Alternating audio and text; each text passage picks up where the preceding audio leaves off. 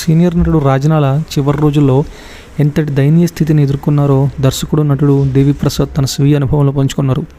Costume Krishna గారి నిర్మాణంలో కోటరామకృష్ణ గారి డైరెక్షన్లో ఒక సినిమా కథ చర్చలు హైదరాబాద్లోని గ్రీన్ పార్క్ హోటల్లో జరుగుతున్నాయి. రోజు డైరెక్టర్ గారిని కలవడానికి చాలామంది వచ్చేవాళ్ళు. ఆ తాకిడి వల్ల కథ ముందుకు సాగేది కాదు. దానివల్ల ఎవరు కాల్ చేసినా డైరెక్టర్ గారు ఇక్కడ లేరు అని చెప్పాలని ఆ టీం అంతా నిర్ణయించుకుంది. అప్పుడే రూమ్లో ల్యాండ్లైన్ ఫోన్ మోగితే లిఫ్ట్ చేశారు దేవిప్రసాద్ గారు. అవతల నుంచి కోటరామకృష్ణ గారు ఉన్నారా అండి, నన్ను రాజనాల్ అంటారు అనగానే ఆయన లేరండి అని అవద్దని చెప్పి ఫోన్ పెట్టేశారు. కథ ఒక కొలిక్కి వస్తే కానీ షెడ్యూల్ ప్లాన్ చేసి ఆర్టిస్టులకి డేట్స్ చెప్పలేరు. కో డైరెక్టర్గా ఆయన టెన్షన్ అది. మళ్ళీ రెండో రోజు ఫోన్ చేస్తే దేవిప్రసాద్ గారే లిఫ్ట్ చేశారు. అవతల నుంచి మళ్ళీ అదే వణుకుతున్న గొంతు. నా పేరు రాజనాల, సీనియర్ ఆర్టిస్ట్ని. రామకృష్ణ గారు నాకు అసిస్టెంట్ డైరెక్టర్గా ఉన్నప్పటి నుంచి తెలుసండి. ఓసారి ఆయన కలిసి వెంటనే వెళ్ళిపోతాను అనగానే ఒళ్ళు జల్లుమంది దేవిప్రసాద్ గారికి. గుండమ్మ కథలో గుండమ్మని తన కంచు కంఠంతో వదిలించిన రౌడీ రాజనాల. ఎన్టీఆర్, కాంతారావు గారులతో కత్తి యుద్ధాలు చేసిన అరివీర భయంకర వ్యక్తి రాజనాల. చిన్నతనంలో వెండి తెర మీద గుడ్లూరిమి చూసి వికట్టహాసాలతో భయపెట్టిన రాజనాల. అంతే, ఎవరికి వినిపించకుండా డైరెక్టర్ గారు ఉన్నారు సార్ వచ్చేయండి అని పెట్టేశారు. గంట తర్వాత బెల్ మోగితే డోర్ తీస్తే నమ్మబుద్ధి కాలేదు.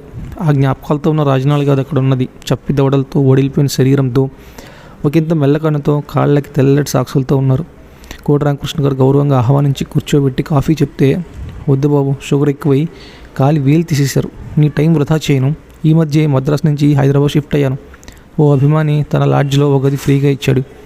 మొన్న ఈ మధ్య రామానాయుడు గారు ఓ వేషం ఇస్తే ఆ డబ్బుతో ఓ ఫ్యాన్, కావాల్సిన వస్తువులు కొన్ని కొనుక్కున్నాను. నువ్వు వేషం ఇస్తే మరికొన్ని అవసరమైనవి కొనుక్కుంటాను అంటూ వణుకుతున్న కంఠంతో ఇంకా ఏవో చెప్తున్నారు. మీరు ఇక్కడ భోజనం చేసి వెళ్ళేలోపు మీకు కావాల్సిన వస్తువులు మీ రూమ్లో ఉంటాయి అని కోటరామకృష్ణ గారు చెప్పారు.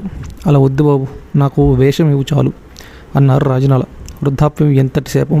ఒకప్పుడు కండలు తిరిగిన గండరగండునైనా పళ్ళూడిన ముసలి సింహాన్ని చేసి మూలను కూర్చోబెడుతుంది. అప్పుడు కూడా తన రోజువారీ ఆహారం కోసం ఆ సింహమే వేటాడుకోవాల్సి వస్తే ఎంతటి ధైర్యం. మా ప్రొడక్షన్ కారులో పంపిద్దామని ఆయనతో పాటు కిందకు వెళ్ళాం.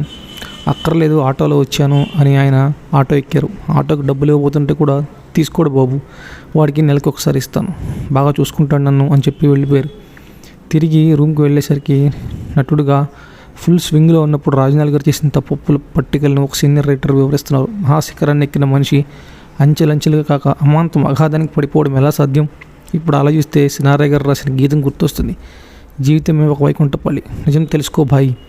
ఎగరేసే నిచ్చెనలే కాదు పడదోసే పాములు ఉంటాయి. బయట ఉండే పాముల కన్నా మనలో ఉండే పాములతోనే మనం ఎక్కువ జాగ్రత్తగా ఉండాలేమో. నటుడు, దర్శకుడు దేవిప్రసాద్ అనుభవాల నుంచి ఈనాడు పేపర్లో ఈ ఆర్టికల్ ప్రచురితమైంది.